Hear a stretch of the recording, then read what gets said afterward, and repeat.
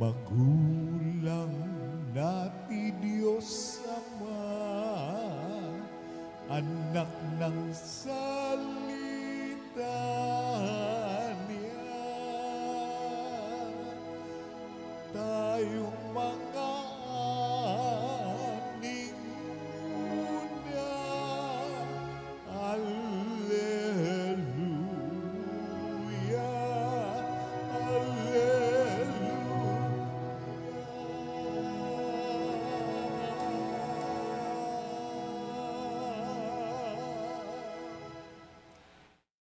Sumainyo ang Panginoon. At sumaiyo rin. Ang mabuting balita ng Panginoon ayon kay San Mateo. Papuri sa iyo, Panginoon.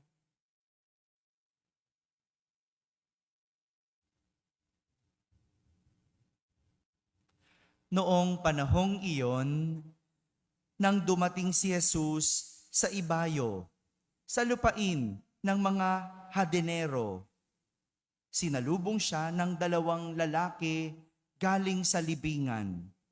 Sila ay inaalihan ng mga demonyo at napakababangis, kaya't walang mga has dumaan doon. Pagdakay, sumigaw sila, "Ano ang pakialam mo sa amin, anak ng Diyos? Naparito ka ba upang pahirapan kami ng hindi pa panahon?" Sa di kalayuan ay may malaking kawan ng baboy na nanginginain at namanhik sa kanya ang mga demonyo. "Kung kami ay palalayasin mo, bayaan mo kaming pumasok sa mga baboy na iyon." Sinabi ni Jesus, "Humayo kayo." Kaya't lumabas sila sa 2 lalaki at pumasok sa mga baboy. Ang buong kawan ay biglang sumibad ng takbo tungo sa bangin, nahulog sa lawa at nalunod. Patakbong umuwi ng bayan ang mga tagapag-alaga ng kawan at pagdating doon ay ipinamalita ang lahat ng bagay, pati ang nangyari sa mga inalihan ng demonyo. Kaya't lumabas ang buong bayan upang salubungin si Jesus. Pagkakita sa kanya, ipinamanhik nilang siya ay umalis sa kanilang lupain. Mga kapatid, ang mabuting balita ng Panginoon. Isang magandang umaga po sa inyong lahat. Magandang umaga rin sa mga nasa barangay, sa mga nasa tahanan na nakakapakinig ng ating banal na misa at sa lahat ng nasa abroad. Kasama po kayo sa aming banal na pagdiriwang dito sa ating parokya. Isang napakabigat na paratang kay Jesus ang ating narinig mula sa 2 lalaki na inaalihan ng demonyo. Inaalihan o sinasapian ng demonyo. Ang sabi ng 2, "Ano ang pakialam mo sa amin, anak ng Diyos?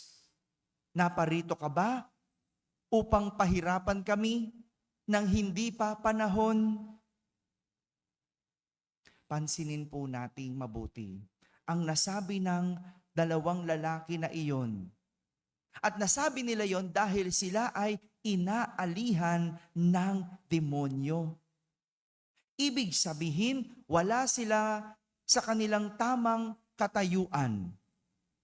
Dahil hindi masasabi ng isang normal na tao ang mga paratang na yon kay Jesus kung sila ay nasa tamang pag-iisip o kung sila ay nasa tamang katayuan. Diba? Parang sinapian ka talaga, no, kapag paparatangan mo pa ang Diyos. No? Talagang siguradong may sapik ka na. No? Wala ka sa tamang pag-iisip kung pati ang Diyos sinusumpa mo. Kung minsan, hindi ba, parang ganito tayo sa Diyos. Akala natin, Diyos ang nagpapahirap sa atin. Kapag tayo ay humaharap sa mga pagsubok, akala natin Diyos ang nagbibigay ng ating mga problema. Kapag nasasaktan tayo, Diyos ang sinisisi natin. Hindi po ba? Kahapon, naalala niyo ba yung kwento na ating pinagnilayan kahapon? Ano yung kwento?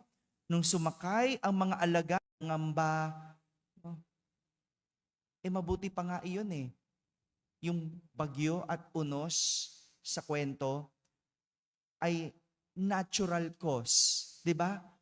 Natural cause. Pero yung mga bagyo, problema, yung mga unos natin, yung mga hangin na humahagipit sa atin, mga pinagdadaanan natin kadalasan, tayo ang may gawa. Hindi natural cause. Hindi ba? Ba't ka nagipit? Sino may gawa? Diba? Paano? Hindi ka matapos, hindi ka malubos sa kaka-check out pagka merong sale. Diba? Bakit kayo naghiwalay ng asawa mo? Sino may kasalanan? Ang Diyos ba? Bakit Diyos ang sinisisi? Sino bang natukso? Sino bang bungangera? No? Minsan ganyan kasi, no? Huwag ka kasi ang ingay-ingay mo lagi. Iiwang ka talaga niyan, no? Bakit ba ganun? No? Minsan lagi ganun, no? Bumagsak sa eskwela. Sino may kasalanan? Ang Diyos ba? Bumagsak sa board exam. Sino hindi nag-aral? Madalas yung mga problema at dinadaing natin, ang may gawa tayo. Ba't ka may sakit? Wala kang tigil sa bisyo. Kung ano-ano mga kinakain mo. Sino may gawa? Tayo. Pero pag nagkasakit, bumagsak, may problema, naghiwalay, ang sisi sa Diyos. Ang bunton sa Diyos.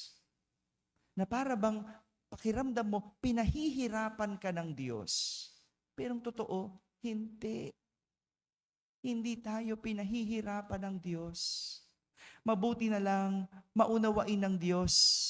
Mabuti na lang hindi tayo pinapatulan ng Diyos. No, siguro sa mga iyak-iyak natin, sa mga paninisi natin, kung ang Diyos mapagpatol, sasabihin, sino may kasalanan yan? Buti nga sa'yo. Siguro, no? Pero hindi Hindi ganun ang Diyos. Hindi siya ang nagpapahirap. Hindi siya ang nagbibigay ng pagsubok. Hindi. Ang madalas, tayo ang may gawa niyan sa sarili natin. Dahil hindi gusto ng Diyos na tayo ay mahirapan, masaktan. Sadya lang, hindi natin kayang aminin sa ating mga sarili na kagagawan natin kung bakit nangyayari ang ibinibintang natin sa Diyos. Naghahanap lang tayo ng masisisi dahil ayaw natin akuin ang ating kapabayaan at kalabisan. Pero ang gustong ipahiwatig ng mensahe sa atin, hindi kagustuhan ng Diyos na mahirapan tayo. Sa halip na manisi, manumbat o mag-akusa, bakit hindi na lang tayo humingi ng tulong sa Diyos? Gaya noong inalihan ng demonyo. 'Di ba? Humiling na lang sila, no? Huwag mo kaming puksain. Paalisin mo na lang kami. Hayaan mo na lang kaming sumapi sa mga baboy. Tingnan mo, kahit yun, demonyo, pinagbigyan ng Diyos. Kung ang demonyo na pagbibigyan, ikaw pa kaya? Hello? Kung ang demonyo na pagbibigyan, ikaw pa kaya? Ganyan ang Diyos. Ganyan ang Diyos. At maganda yung kwento sa ating unang pagbasa. Hindi ba? Noong mauhaw, maghirap ang mag-inang Agar at Ismael sa ilang o sa disyerto, hindi sila pinabayaan ng Diyos. Nung mangailangan sila ng tubig, naubos ang kanilang tubig, hindi sila pinabayaan ng Diyos. Binigyan sila ng tubig. Binigyan sila ng kanilang pangangailangan at kailangan. Mga kapatid, kanya ng Diyos. Kaya hindi masusolusyonan ang mga problema kung tayo ay mag-aakusa, kung tayo ay maninisi.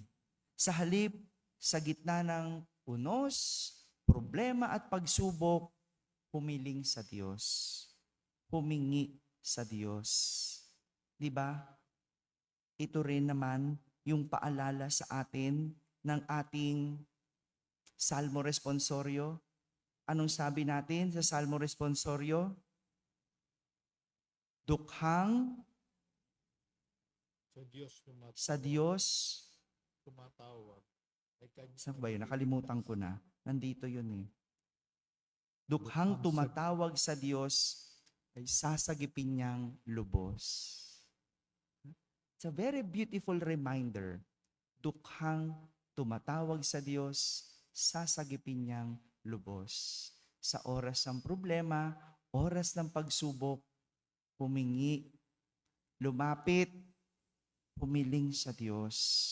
Hindi masusolusyonan ng problema kung meron tayong pang-aakusa. Sa halip, akuin. At matatapos lang ang pagsubok kung aaminin natin ang ating kakulangan. Mawawala lahat ng sakit kung tatanggapin natin ang nagawa natin. Kalahati ng problema natatapos kung mayroong pag-ako, kung mayroong pag-amin. Pero hindi matatapos o masusolusyon ang problema kung ikaw ay maninisi. Amen?